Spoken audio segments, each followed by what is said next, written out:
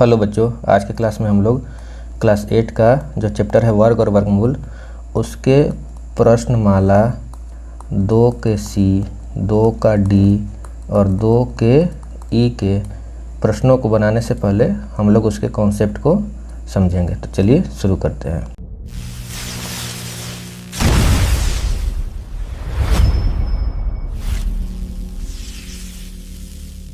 सबसे पहले हम लोग जानेंगे अभाज्य संख्या, क्योंकि इसका यूज है। जब हम गुणनखंड विधि से वर्गमूल को निकालते हैं तो उसमें अभाज्य संख्या का यूज होता है। तो अभाज्य संख्या क्या है? तो अभाज्य संख्या, जिसे कि रूढ़ संख्या भी कहते हैं, इंग्लिश में क्या बोलते हैं? Prime numbers. तो अभाज्य संख्या वैसी संख्या है, उस प्राकृतिक संख्या को कहते हैं जो केवल एक से और खुद अपने आप से पूरी तरह विभाजित होती है। दूसरे शब्दों में अभाज्य संख्या के केवल 2 ही गुणनखंड होते हैं। एक तो संख्या 1 है और दूसरी संख्या वह खुद है। जैसे 2, ये जो संख्या है सिर्फ 1 और 2 से विभाजित होगा। 3, 1 और 3 से विभाजित होगा। 5, 1 और 5 से विभाजित होगा। तो ये जितनी भी संख्याएं हैं 7, 11, 13, 17, 19, ये सिर्फ 1 और खुद से विभाजित होगी। तो ये सभी संख्याएं क्या है? अभाज्य संख्या है। एक अभाज्य संख्या नहीं है। यहाँ पे हम देख रहे हैं एग्जाम्पल में 2 से शुरू हो रहा है। एक अभाज्य संख्या नहीं है। क्यों नहीं है? क्योंकि इसका केवल एक ही गुणनखंड है, खुद 1, और जबकि 2 अलग अलग गुणनखंड होने चाहिए। जबकि अभाज्य संख्या के लिए 2 अलग अलग गुणनखंड होने चाहिए। अगर हम 2 को अभाज्य संख्या लिख रहे हैं तो इसके 2 गुणनखंड हैं अलग अलग। एक तो 1 है, एक वह संख्या खुद है। और 1 का हम अगर देखें तो 1 है और वह संख्या खुद कहेंगे तभी 1 ही आ रहा है। तो एक ही गुणनखंड इसका आ रहा है, तो इसलिए 1 क्या है? अभाज्य संख्या नहीं है। सबसे छोटी अभाज्य संख्या 2 होती है। यह एकमात्र ऐसी अभाज्य संख्या है जो सम संख्या भी है, और 2 के अलावा बाकी सभी अभाज्य संख्याएं विषम संख्या होती है। तो यहाँ आप इस एग्जाम्पल में देखिए कि इसमें सबसे छोटी अभाज्य संख्या कितना है? 2 है, और यह इकलौती अभाज्य संख्या ऐसा है जो सम संख्या है। इसके अलावा जितनी भी अभाज्य संख्याएं हैं वो सब विषम संख्या है। तो ये कुछ इंपॉर्टेंट चीज़ें थी अभाज्य संख्या के बारे में। अब जब हम लोग अभाज्य संख्या के बारे में जान गए तो भाज्य संख्या भी जान लेते हैं। तो भाज्य संख्या को इंग्लिश में बोलते हैं कंपोजिट नंबर्स। तो जो संख्या 1 और खुद अपने आप के अलावा कम से कम किसी एक और संख्या से पूरी तरह विभाजित हो जाए उसे क्या बोलते हैं? भाज्य संख्या। जैसे 4, ये 1 से भी विभाजित हो रहा है, खुद से भी विभाजित हो रहा है, और इसके अलावा एक और संख्या 2 से भी विभाजित हो रहा है। 6, ये 1 से भी विभाजित हो रहा है, खुद से भी विभाजित हो रहा है, इसके अलावा 2 और 3 इससे भी विभाजित हो रहा है। तो हम यहाँ क्या देख रहे हैं कि 4, 6, 8, 9, 10, 12, 14 ये सब ऐसी संख्याएँ हैं कि जो 1 से, खुद से और इसके अलावा कम से कम एक और संख्या से विभाजित हो रहा है। तो ऐसी संख्याएं को क्या बोलते हैं? भाज्य संख्या। अब सबसे छोटी भाज्य संख्या 4 है, क्योंकि इसके गुणनखंड 1, 4 और 2 हैं। तो चूंकि इसके 1 और खुद के अलावा एक और गुणनखंड है तो 4 क्या हो गया? भाज्य संख्या। और सबसे छोटी भाज्य संख्या कितना है? 4 है। तो यहाँ पर अगर आप एग्जाम्पल में देखेंगे तो यहाँ देखिए सबसे छोटी भाज्य संख्या कहाँ से शुरू हो रहा है? 4 से। 1 न तो भाज्य संख्या है और न ही अभाज्य संख्या। तो 1 जो है वो न तो भाज्य संख्या है न ही अभाज्य संख्या। 2 हमारा हो गया था अभाज्य संख्या। 3 भी हमारा हो गया था अभाज्य संख्या, जो सिर्फ 1 और खुद के अलावा किसी और से नहीं कट रहा है। और इसके बाद क्या संख्या आया? 4, जो 1 और खुद के अलावा किसी और से विभाजित हो रहा है। तो सबसे छोटी भाज्य संख्या कितना हो गया? 4। ठीक है। सबसे छोटी सम भाज्य संख्या 4 है तथा सबसे छोटी विषम भाज्य संख्या 9 है। अब यहाँ पे एग्जाम्पल में देखिए कि सबसे छोटी सम भाज्य संख्या कितना है? 4 है। इसके बाद जो भाज्य संख्या है विषम संख्या में वो 9 है। तो इसलिए यहाँ पे लिखे हैं कि सबसे छोटी सम भाज्य संख्या कितना है? 4 है, और सबसे छोटी विषम भाज्य संख्या कितना है? 9 है। अब गुणनखंड के द्वारा किसी पूर्ण वर्ग संख्या का वर्गमूल कैसे निकालेंगे? अब गुणनखंड के द्वारा किसी संख्या का वर्गमूल निकालने के लिए सबसे पहले उसका रूढ़ अर्थात अभाज्य गुणनखंड निकालेंगे। इसके बाद 2-2 का जोड़ा बनाकर उसमें से एक एक पद लेकर उसका गुणनफल निकाल लेंगे, और जो गुणनफल प्राप्त होगा वह दी हुई संख्या का वर्गमूल होगा। तो चलिए इसको हम एग्जाम्पल से समझते हैं। उससे पहले एक चीज़ और जान लीजिए कि सिर्फ पूर्ण वर्ग संख्या का ही वर्गमूल गुणनखंड के द्वारा निकाल सकते हैं। मतलब वैसी संख्या जिसका पूरा पूरा वर्गमूल निकलता है, उन संख्याओं का वर्गमूल ही हम गुणनखंड के द्वारा निकाल सकते हैं। अब एग्जाम्पल में देखते हैं 576 का वर्गमूल गुणनखंड विधि से निकालना है। तो सबसे पहले क्या करेंगे कि इस 576 को अभाज्य गुणनखंड के रूप में तोड़ लेंगे। तो अभाज्य गुणनखंड कितना है? 2। अभाज्य गुणनखंड हमारा शुरू होता है 2, 3, 5, 7 ये शुरू होता है। तो सबसे पहले इसको 2 से लगाएंगे। अगर ये 3 से भी कट रहा होगा, अब देख लीजिए यहाँ पे 7 6 13 13 5 18 3 से भी कट रहा है 576, तो 3 से नहीं लगाएंगे, सबसे पहले इसको हम 2 से लगाएंगे। ठीक है, 2 से लगाएंगे तो ये 288 आ जाएगा, फिर 288 भी 2 से कट जाएगा, तो फिर इसको 2 से लगाएंगे 144 आ जाएगा, ये भी 2 से कट जाएगा, जब इसको 2 से लगाएंगे तो 72 आ जाएगा, ये भी 72 भी 2 से कट जाएगा, फिर 72 को 2 से लगाएंगे 36 आ जाएगा, फिर 36 भी 2 से कटेगा तो इसको 2 से लगाएंगे तो 18 हो जाएगा, 18 भी 2 से कटेगा तो इसको जब 2 से लगाएंगे तो 9 हो जाएगा, और 9 2 से नहीं कटेगा तो 2 के बाद अगली अभाज्य संख्या क्या है 3, तो 3 से लगाएंगे तो 3 बार में 1 कट जाएगा, और 3 से लगाएंगे तो 1 आ जाएगा। तो ये 576 को हम गुणनखंड निकाल लिए। तो 576 बराबर हम लिख सकते हैं कि 2 गुने 2 गुने 2 गुने 2 गुने 2 गुने 2 गुने 3 गुने 3। यहाँ पे देखिए 1 2 3 4 5 6 2 हो गया और 2 3 हो गया, तो 1 2 3 4 5 6 2 हो गया, 2 3 हो गया। ठीक है, तो अब चूँकि हमको वर्गमूल निकालना है और हम जानते हैं कि वर्गमूल में किसी संख्या का अगर स्क्वायर है तो इसका वर्गमूल क्या होता है x। अगर x कोई संख्या है और इसका वर्गमूल हम निकाल रहे हैं और x स्क्वायर है तो इसका वर्गमूल क्या होगा x। और ये क्यों होता है इसका पूरा डिटेल प्रूफ के साथ हमने पिछले कॉन्सेप्ट वीडियो में आपको समझाया था। तो हमको क्या करना है, वर्गमूल निकालने के लिए इन सभी को स्क्वायर के रूप में तोड़ लेना है। तो यहाँ पे हम देख रहे हैं कि ये इसको हम 2 का स्क्वायर लिख दिए, इसको 2 का स्क्वायर लिख दिए, 2 2 का जोड़ा बना दिए, इसको 2 का स्क्वायर लिख दिए, इसको 3 का स्क्वायर लिख दिए। अब 576 का वर्गमूल निकालना था तो इस पर हमने वर्गमूल का चिन्ह लगा दिया, और 576 का वैल्यू इतना है तो इस पर भी हमने वर्गमूल का चिन्ह लगा दिया ऐसे। अब यहाँ पे हमने लिखा था, क्या लिखा था कि 2 2 का जोड़ा बनाकर उसमें से एक पद लेकर उसका गुणनफल निकाल लेंगे। ठीक है, तब एक पद क्यों लेंगे, इसीलिए कि ये 2 का स्क्वायर है, जब इसका वर्गमूल किए तो 2 हो गया, ये 2 का स्क्वायर है इसका वर्गमूल किए तो 2 हो गया, ये वाला 2, ये 2 का स्क्वायर है इसका वर्गमूल किए तो ये वाला 2 हो गया, ये 3 का स्क्वायर है इसका वर्गमूल किए तो ये 3 हो गया। अब इसका हम लोग गुणनफल निकाल लेंगे। तो कितना हो गया, ये 2 दूनी 4 दूनी 8 दिया 24, तो 576 का वर्गमूल हो गया 24। अब अगर हम एक और एग्जाम्पल ले लें और आपको बोलें कि 36 का बताइए वर्गमूल गुणनखंड विधि द्वारा, तो हम क्या करेंगे, इसको पहले गुणनखंड में तोड़ लेंगे। तो 36 को 2 से लगाएंगे कितना हो जाएगा 18, फिर 18 को 2 से लगाएंगे कितना हो जाएगा 9, फिर 9 को 2 से लगाएंगे तो नहीं लगेगा, तो कितना से लगाएंगे 3 से, तो 3 तिहाई 9। अब 3 को एक बार में लगा देंगे 3 कट जाएगा। ठीक है, तो 36 को हम लोग लिख सकते हैं क्या 2 गुने 2 गुने 3 गुने 3।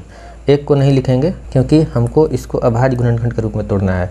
यहाँ गुने 1 लिखेंगे तो संख्या तो यही आएगा, इतना बराबर 36 ही आएगा, लेकिन 1 न तो भाज्य है ना भाज्य है, पहले ही आपको बता चुके हैं। तो 1 को हम यहाँ से क्या करेंगे हटा लेंगे। अब 36 को हम क्या लिख सकते हैं, इसको लिख सकते हैं कि 2 का स्क्वायर गुने 3 का स्क्वायर, चूँकि वर्गमूल निकालना है तो हम लोग इसको स्क्वायर के रूप में लिख लिए। तो अब 36 का वर्गमूल निकालेंगे तो ये हो जाएगा √2 का स्क्वायर गुने 3 का स्क्वायर। तो ये 2 का स्क्वायर का जब वर्गमूल निकालेंगे तो ये 2 यहाँ आ गया गुने, और ये 3 बाहर निकल गया, 3 दूनी 6 इसका आंसर हो गया। अब थोड़ा इस कॉन्सेप्ट को समझते हैं। अगर आपसे पूछा जाए कि 4 + 4 + 4 कितना होगा, आप आसानी से बता दीजिएगा 12 होगा, लेकिन इसको हम ऐसे लिख सकते हैं कि 4 गुने 3, मतलब अगर 4 को हम 3 बार जोड़ रहे हैं तो इसको हम लिख सकते हैं कि 4 को 3 गुना करेंगे तो वही आएगा। ये क्यों लिख सकते हैं, चलिए इसको समझते हैं। तो इन तीनों 4 में 4 है कॉमन, 4 निकाल लिए, तो इसमें 4 को 4 गुने 1 लिख सकते हैं। तो इसमें से अगर हम 4 निकाल लिए तो क्या बच गया 1, इसी तरह इसमें से 4 निकाल लिए तो 1 बच गया, इसमें से 4 निकाल लिए तो 1 बच गया। अब देखिए तो 4 गुने 1 जोड़े 1 जोड़े कितना 3। तो कहने का मतलब ये है कि कोई संख्या को हम जितना बार जोड़ेंगे उस संख्या गुने उतना लिख सकते हैं। जैसे x है, इसको हम 3 बार जोड़ेंगे तो हम लिखेंगे कि x गुने 3 मतलब 3x।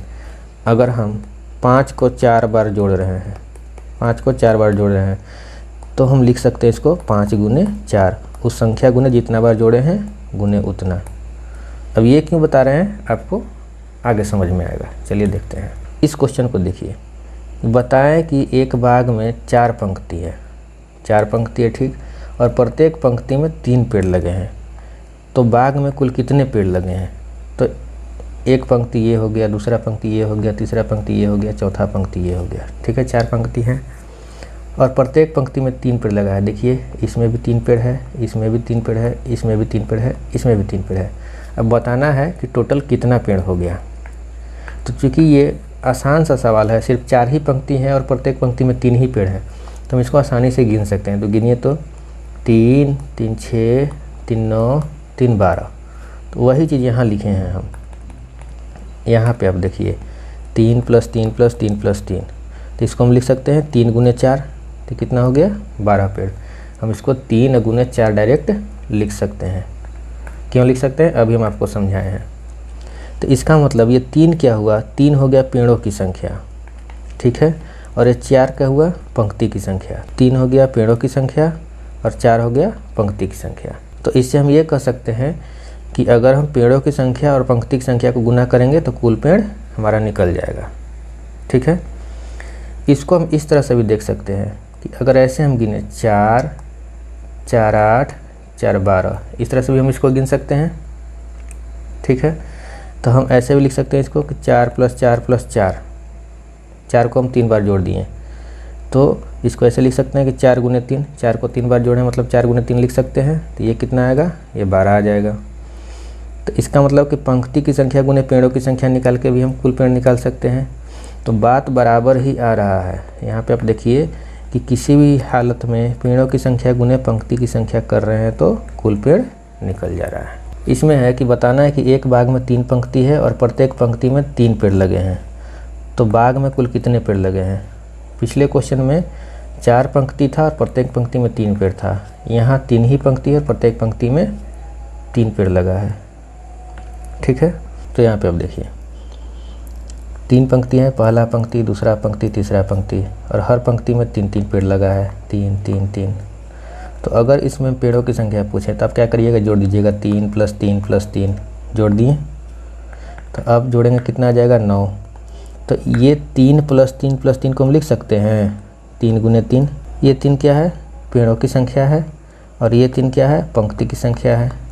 ठीक है, तो इसको हम लिख सकते हैं कि पेड़ों की संख्या गुना पंक्ति की संख्या, या ये भी कह सकते हैं कि पंक्ति की संख्या है 1 2 3 पंक्ति की संख्या और ये वाला 3 जो है पेड़ों की संख्या है। तो कहने का मतलब कि पेड़ों की संख्या गुना पंक्ति की संख्या करेंगे तो हमारा टोटल पेड़ निकल जाएगा। तो इससे क्या निष्कर्ष निकला कि यदि किसी क्वेश्चन में आपको जितना पंक्ति है उतना पेड़ मिल जाए, जितना आदमी है उतना रुपया मिल जाए, मतलब जितना कोई चीज़ है उतना ही कोई संख्या के आधार पर अगर आपसे कोई सवाल पूछ रहा है तो हम उन दोनों को गुना करके टोटल का हम संख्या निकाल सकते हैं। अब जैसे कह दे कि 5 आदमी है और प्रत्येक आदमी 5-5 रुपया दे रहे थे, कितना रुपया हो जाएगा, तो 25 रुपया हो जाएगा। 5 आदमी है और प्रत्येक 5-5 रुपया दे रहा है, तो ऐसे आप लिख सकते हैं ना 5 + 5 + 5 + 5, हर एक आदमी 5-5 रुपया दिया। तो देखिए तो 5 को 5 बार जोड़ रहे हैं तो मतलब 5 को 5 से गुना कर देंगे। चलिए अब नेक्स्ट क्वेश्चन देखते हैं, उससे थोड़ा और क्लियर हो जाएगा कैसे क्वेश्चन को बनाना है। क्वेश्चन है, किसी बाग में 121 पेड़ हैं, प्रत्येक पंक्ति में पेड़ों की संख्या उतनी ही है जितनी पंक्तियां हैं, तो पंक्तियों की संख्या कितनी होगी। तो हम मान लिए कि पंक्ति की संख्या कितना है x, तो एक पंक्ति में पेड़ की संख्या कितना होगा, x ही होगा, क्योंकि क्वेश्चन में दिया है कि प्रत्येक पंक्ति में उतना ही पेड़ है जितना पंक्ति है। तो पंक्ति x था तो प्रत्येक पंक्ति पेड़ की संख्या भी x हो गया। अब दे दिया है क्वेश्चन में कुल बाग में 121 पेड़ है, यहाँ 121 पेड़ है, तो कुल पेड़ क्या होगा। तो अभी आपको बताए हैं, समझाए हैं पिछले क्वेश्चन के माध्यम से कि जितना पंक्ति है उतना ही पेड़ रहेगा, तो उन दोनों को गुना करेंगे तो कुल पेड़ हमारा निकल जाएगा। ठीक है, तो x × x कितना हो गया, x², तो x² का वैल्यू 121, तो x का वैल्यू कितना आ गया 11, तो पंक्ति का संख्या कितना 11। अब हम लोग सीखेंगे परिमेय संख्या का वर्गमूल निकालना। तो परिमेय संख्या का वर्गमूल कैसे निकालेंगे, तो यदि परिमेय संख्या हमारा p/q है, इसका वर्गमूल करेंगे तो इसको हम लिख सकते हैं कि p का वर्गमूल अलग बटा q का वर्गमूल अलग, अलग अलग हम निकाल सकते हैं। जैसे 4/9 है तो 4 को अलग कर दिए, 9 को अलग कर दिए, इसका वर्गमूल 2, इसका 3। 144/289 है तो इसका वर्गमूल 12, इसका 17, अलग अलग कर दिए। 1.96/529, तो ये आप कैलकुलेशन करिएगा तो 625/529 आ जाएगा। 625 का वर्गमूल अलग करेंगे 25 हो जाएगा, इसको आप लिख सकते हैं 1.2/23।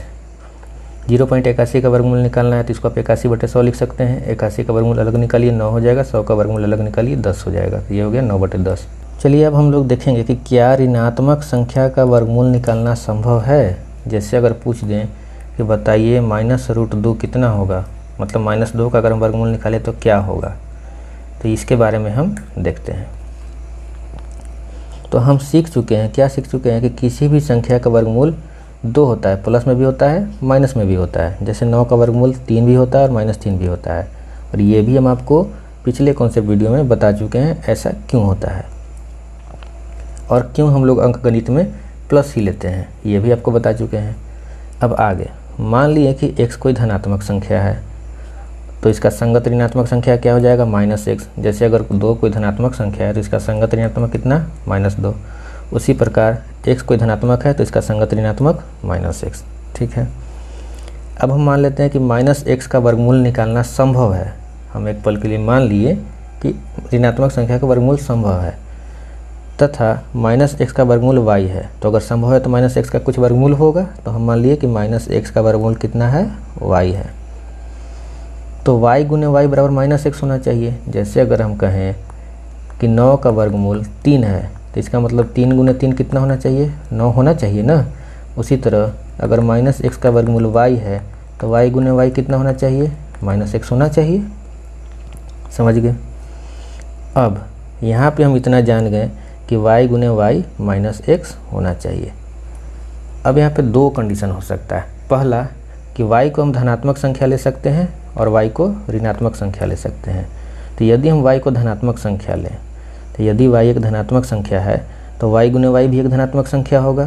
क्यों होगा, क्योंकि धनात्मक गुने धनात्मक मतलब प्लस गुने प्लस प्लस हो जाएगा। तो इसलिए y गुने y क्या हो जाएगा, पॉजिटिव संख्या हो जाएगा, धनात्मक संख्या हो जाएगा। लेकिन यहाँ दिया क्या है, y गुने y -x। तो y गुने y धनात्मक संख्या हमारा निकल गया और x क्या है, ऋणात्मक संख्या है। तो क्या धनात्मक संख्या बराबर ऋणात्मक संख्या हो सकता है, नहीं हो सकता है। तो ये क्या है, असंभव है। मतलब अगर y को धनात्मक रखेंगे तो माइनस में संख्या नहीं आएगा। अब दूसरा कंडीशन कि यदि y को ऋणात्मक संख्या ले लें तब, तो y को ऋणात्मक संख्या ले लेंगे तो y गुने y बराबर -x था, तो ये निगेटिव नेगेटिव गुने नेगेटिव माइनस गुने माइनस प्लस हो जाता है, तब भी y गुने y क्या होगा, एक धनात्मक संख्या हो गया। तो ये हमारा धनात्मक आ जा रहा है जब ऋणात्मक ले रहे हैं तब भी, और ये ऋणात्मक है तो धनात्मक बराबर ऋणात्मक नहीं होगा, जो क्या है, असंभव है। धनात्मक बराबर ऋणात्मक क्या है, असंभव है। इसलिए हम क्या देखें यहाँ पे, तो हम ये देखें कि ऐसी कोई संख्या y उपलब्ध नहीं है जिससे कि y गुने y बराबर -x हो जाए। तो अतः किसी ऋणात्मक संख्या के वर्गमूल का अस्तित्व नहीं है। इसलिए √1, √-2, √-3, √-4 इस सब का अस्तित्व नहीं है। समझ गए। यहाँ से हम ये वेरीफाई कर लिए, ये प्रूफ कर लिए कि किसी भी ऋणात्मक संख्या के वर्गमूल का अस्तित्व नहीं है, उसे हम नहीं निकाल सकते हैं। लेकिन जब आप 11th क्लास में जाइएगा तो उसमें एक चैप्टर है कॉम्प्लेक्स नंबर, जिसको हिंदी में बोलते हैं सम्मिश्र संख्याएं। इसमें ऋणात्मक संख्या के वर्गमूल के बारे में विस्तार से पढ़ना है, तो उसका कुछ छोटा सा चीज़ हम यहाँ पे देख लेते हैं। उसमें क्या किया उस चैप्टर में कि √1 को i मान लिया है। रूट के अंदर जो ऋणात्मक संख्या है, एक का ऋणात्मक संख्या मतलब √1 को क्या मान लिया है, i। जहाँ i क्या है, एक काल्पनिक संख्या है, क्योंकि इसका वर्गमूल निकालना संभव है नहीं ऋणात्मक संख्या का, तो यहाँ पे i मान लिया, जो क्या है, एक काल्पनिक संख्या है। और i को क्या बोलते हैं, आयोटा। ठीक है, इसको ध्यान में रखिएगा कि i को आयोटा बोलते हैं। हालांकि ये आपको 11th क्लास में पढ़ना है और कुछ ज़्यादा डिटेल आपको बता नहीं रहे, कुछ बेसिक सा चीज़ है जिसको आप आसानी से समझ लीजिएगा। तो i² बराबर क्या हो जाएगा, -1। जब हम इसका स्क्वायर करेंगे तो इसका भी स्क्वायर होगा, तो i² बराबर √1 का स्क्वायर करेंगे तो कितना हो जाएगा, -1। तो अगर आपसे पूछे कि √1 का वर्गमूल क्या होगा, तो हालांकि हम यहाँ बता चुके हैं कि i हम मान लिए थे पहले ही, लेकिन अगर आप इसको तोड़िएगा तो इसको 1 × -1 लिख सकते हैं। अलग अलग कर दिए तो इसका वर्गमूल 1 और इसको तो i माने थे तो i ही आ गया। √2 का वर्गमूल क्या होगा, तो इसको 2 × -1 लिख सकते हैं। फिर इसको हम अलग अलग कर दिए तो √2 गुने i मतलब √2 का वर्गमूल √2i। इसी प्रकार √3 का वर्गमूल √3i।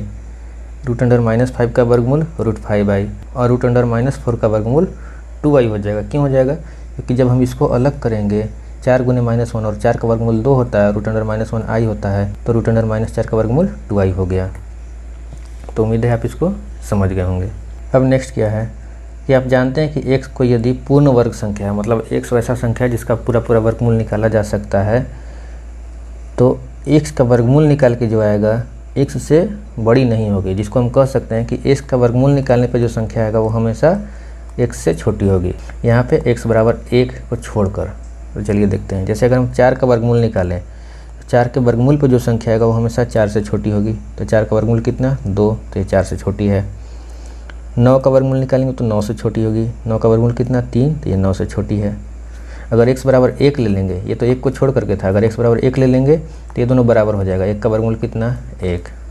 ठीक है, तो यहाँ से हमको ये चीज़ समझ में आ गया कि यदि किसी पूर्ण वर्ग संख्या का वर्गमूल निकाल रहे हैं, मतलब जिस संख्या का पूरा वर्गमूल निकलता है, तो उसका वर्गमूल जो है उस पूर्ण वर्ग संख्या से कभी भी बड़ा नहीं होता, हमेशा छोटा होता है, 1 को छोड़ करके, कोई भी संख्या हो। ठीक है, लेकिन परिमेय संख्या की स्थिति में क्या होता है कि यदि कोई संख्या 1 से छोटा है, ठीक है, तो अगर 1 से छोटा कोई संख्या हम x मान लिए, तो उसका वर्गमूल निकालने पर जो संख्या आएगा वो संख्या उस संख्या से सर्वदा बड़ा होता है। जैसे 1/9 है, तो 1/9 का हम वर्गमूल निकालेंगे तो कितना आ जाएगा? 1/3। तो 1/3 1/9 से बड़ा होता है, तो 1/9 का जो वर्गमूल निकालें वो हमेशा उस संख्या से बड़ा आया। किस केस में? परिमेय संख्या के केस में।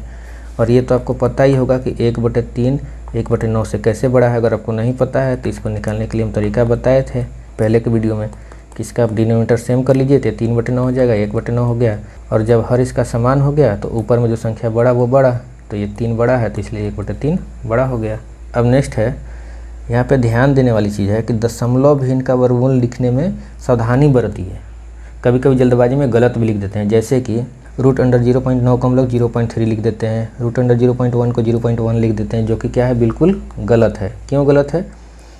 कि √0.9 का वर्गमूल 0.3 नहीं होता है। क्यों नहीं होता है? कि जब 0.3 का स्क्वायर करेंगे तो 0.09 आ जाता है, 0.9 नहीं आता है।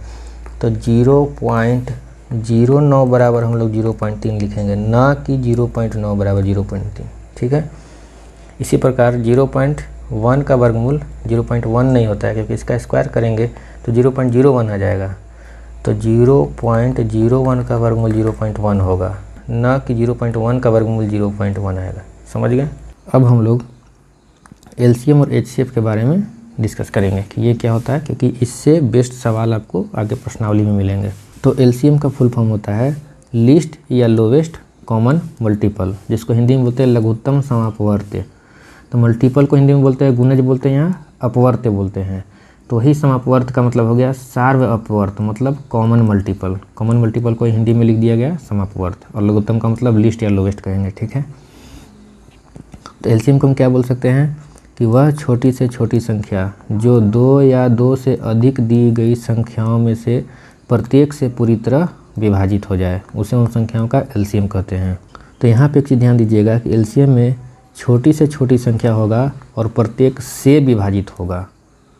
वहीं एचसीएफ जब हम पढ़ेंगे तो उसमें हम आपको बताएंगे कि एचसीएफ में बड़ी से बड़ी संख्या होती है कॉमन संख्या, और वो प्रत्येक को विभाजित करती है। और यहाँ एलसीएम में छोटी से छोटी कॉमन संख्या है जो प्रत्येक से विभाजित होती है। चलिए इसको एग्जाम्पल से समझते हैं। 4 और 6 का एलसीएम कितना होगा? आप निकालिएगा तो 12 आ जाएगा। कैसे होता है?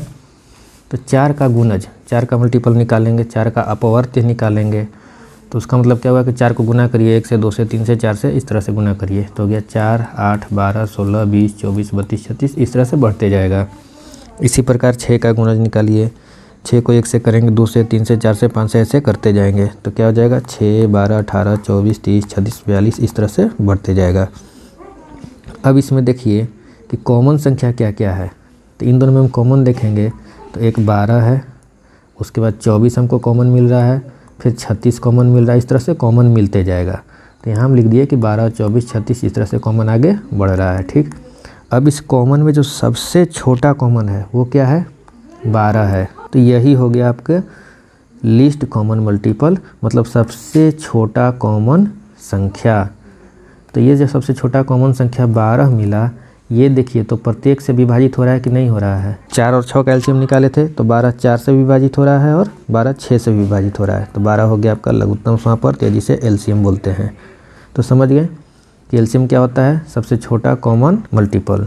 और सबसे छोटा क्यों बोला जाता है, आप ये भी क्लियर हो गए।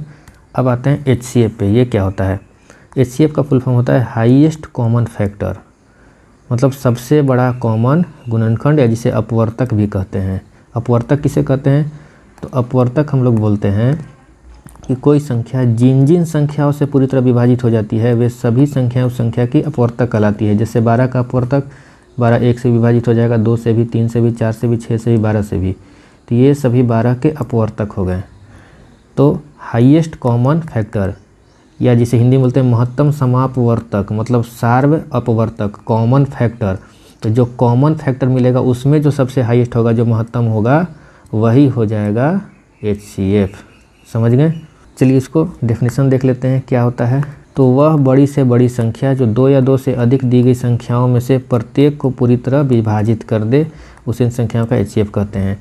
तो वह बड़ी से बड़ी संख्या होगी, कॉमन संख्या में बड़ी से बड़ी संख्या, और जो प्रत्येक को विभाजित कर दे।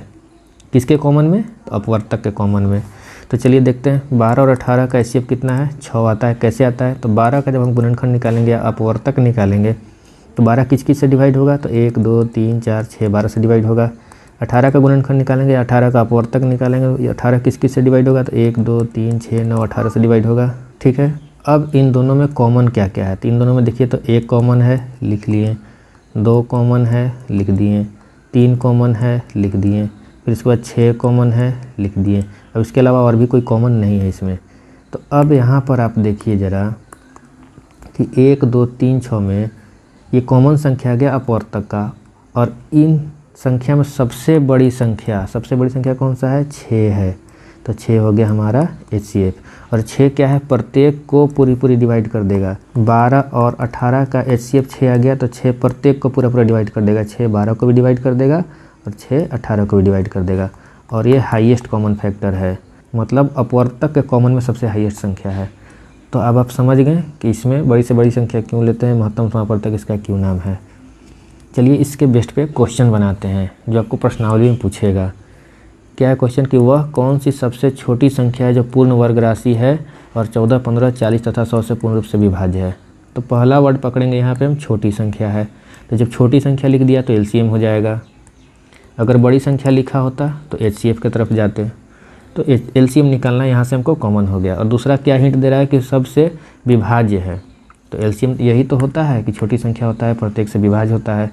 देखिए छोटी संख्या है, प्रत्येक से विभाज्य है। और एचसीएफ होता है बड़ी संख्या और प्रत्येक को विभाजित करता है। क्लियर है। तो यहाँ से क्लियर हो गया कि हमको एलसीएम निकालना है। तो हम क्या किए कि 14 35 40 और 100 का हम गुणनखंड निकाल लिए, और यहाँ से हमको एलसीएम मिल गया कि इतना होगा। ठीक है। अब आगे क्वेश्चन में कह रहा है कि छोटी संख्या तो हो लेकिन पूर्ण वर्ग राशि हो, मतलब जिसका पूरा वर्गमूल निकल जाए। तो हम छोटी संख्या तो निकाल लिए, लेकिन ये पूरा वर्गमूल आ रहा है क्या, नहीं आएगा। क्यों नहीं आएगा, क्योंकि स्पेस स्क्वायर और स्पेस स्क्वायर नहीं है। तो वो कब आएगा, जब फिर से हम 7 गुने 2 से मल्टीप्लाई करेंगे, तब 7 का स्क्वायर गुने 2 का स्क्वायर होगा। या फिर कह सकते हैं 14 का स्क्वायर 14 गुने 14 हो जाएगा। तो हमको पूर्ण वर्ग राशि बनाने के लिए क्या करना होगा, इसमें हमको मल्टीप्लाई करना होगा 7 गुने 2 से। तो पूर्ण वर्ग राशि कितना हो जाएगा, 2 का स्क्वायर गुने 5 का स्क्वायर गुने 14 गुने 14। तो जब इसको मल्टीप्लाई करेंगे, गुना करेंगे तो 19,600 आपका आंसर आ जाएगा। तो ये समझ गए कि हम इसको क्यों गुना किए। एलसीएम निकाली, इतना आया, सबसे छोटी संख्या आ गया जो सबसे विभाजित है, लेकिन ये पूर्ण वर्ग नहीं है। तो पूर्ण वर्ग बनाने के लिए हम फिर से इतना से गुना कर दिए। तो ये वैसी सबसे छोटी संख्या है 19,600, जो 14 से भी विभाजित हो जाएगा, 35 से भी, 40 से भी और 100 से भी, और साथ में ये पूर्ण वर्ग संख्या भी है। यहाँ पे ध्यान दीजिएगा कि 14 35 40 100 से ये भी विभाजित था, एलसीएम निकाले थे, तो ये पूर्ण वर्ग नहीं था।